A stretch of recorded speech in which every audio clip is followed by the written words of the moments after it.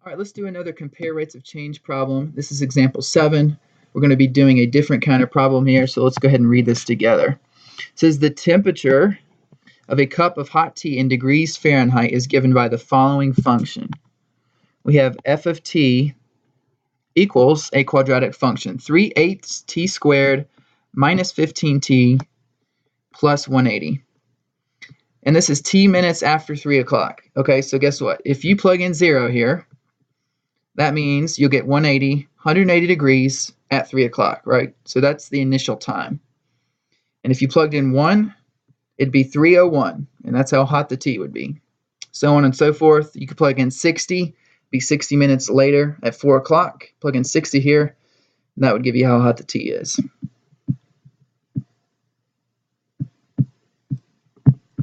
All right, question says, compare the temperature change of the tea at 3:04 with its temperature change at 3:24. At which time is the temperature change more extreme? So we are comparing rates of change here. We want to figure out its temperature change at 3:04, and we want to figure out its temperature change at 3:24. Now, how do we know this is instantaneous? Because they're both at particular points in time. Now here's the thing, we are given, this formula just gives its actual temperature. To find its temperature change, we would take the derivative of that formula. So first of all, let's find the first rate of change. At 3:04, t would be 4. Why did I not show? Oh, okay, yeah. So to take the derivative of this equation, the 180 is going to go away, right? We're going to use the power rule, so the 2 is going to come down. Be 2 times 3/8, which is 3/4 t minus 15. So 3/4 t minus 15 is going to be our derivative. I see what I did now. Give me 1 second.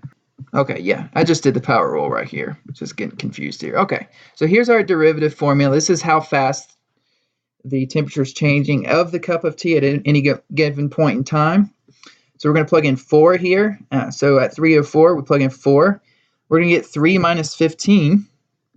You're going to get a negative number.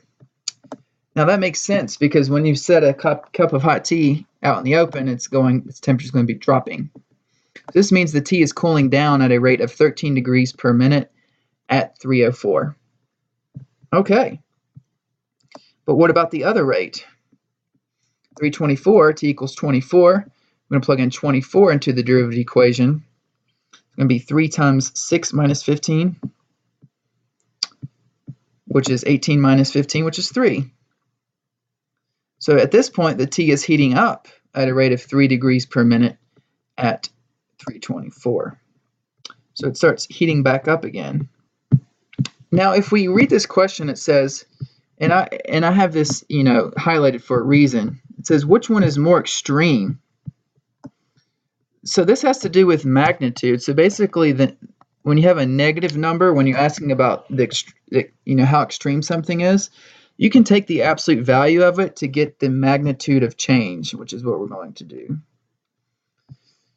Okay, so it looks like someone might have put this cup of tea back in the microwave or something in order for it to heat back up. But anyway, so it's heating up 3 degrees per minute at 3:24. But before, it was cooling down 13 degrees per minute. So you can pretty much see which one's more extreme. Let's go ahead and answer this.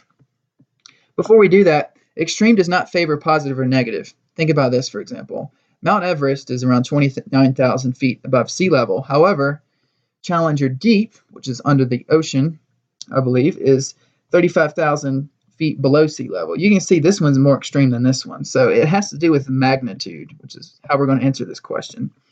Even though the tea was cooling down 13 degrees per minute and heating up at 3 degrees per minute at 3:24, the change in temperature was more extreme at 3:04. So that's it. It's more extreme because its magnitude is bigger. That's it for this particular example of a cup of hot tea heating up and cooling down and comparing its rates of change. If you have any other questions about it, let me know.